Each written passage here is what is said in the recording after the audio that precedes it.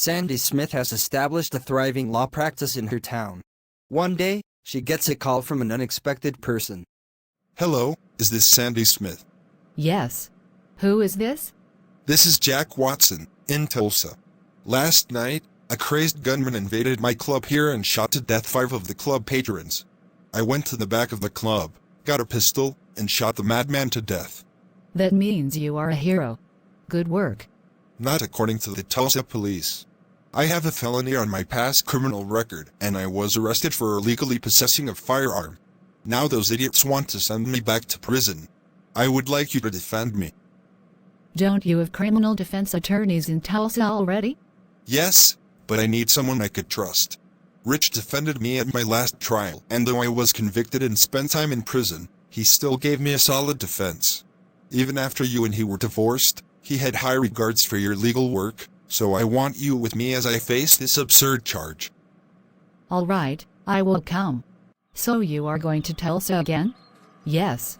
While I am gone, I will ask one of Carrie's mothers to stay with you and James.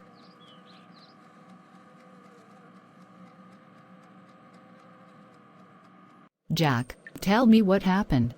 That night I was doing my usual job as club manager, making sure the other employees were doing their jobs.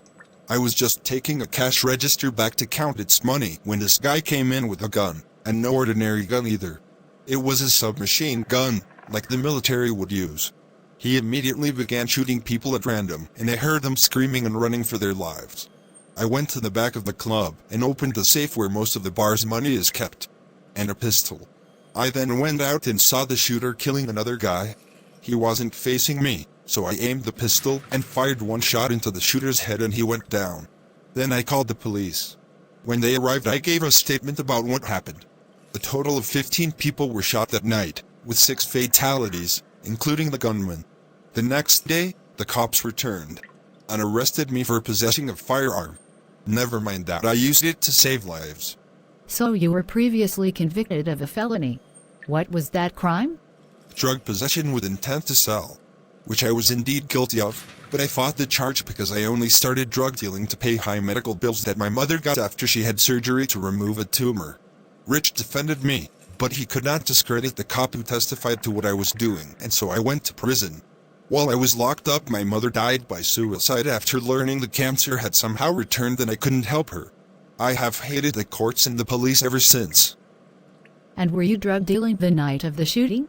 Nope. The club owner forbade me to do that in his club, so I complied with his command. So the cops can't pin that on me. And who owns the gun that you used to kill the shooter? It was previously owned by Rich, your ex-husband. He put it in the safe himself. Maybe if he hadn't done that, maybe if he'd had that gun at his house that night, he and his fiancée and her kids were all shot. Let's not dwell on that. We will be facing the prosecutors in court tomorrow. When I defend you, I will focus on the fact that you were defending the lives of others. And as much as I hate the lack of gun control in this society, I'm going to have to talk like an advocate for the damned NRA. Your Honor, the case is perfectly straightforward. Jack Watson was convicted of drug dealing 7 years ago and spent 4 years in prison. One of the terms of his parole is that, like all convicted felons, he cannot possess a firearm. This is to limit his ability to commit future crimes. He used a pistol to kill a man last week and should therefore be sent back to prison. Thank you, Mr. Ankers. Mrs. Smith, make your opening statement. Your Honor, my client does not deny he had a gun that night, but he wasn't using it to commit a crime.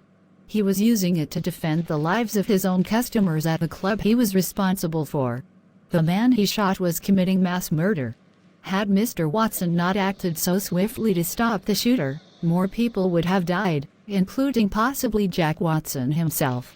He should be treated as a hero, not a criminal. It is often said that the best way to stop a bad man with a gun is with a good man with a gun, and that is exactly what this case is really about. Mr. Ankers, I don't know whether to laugh at the absurdity of this case or to scream at you for bringing it.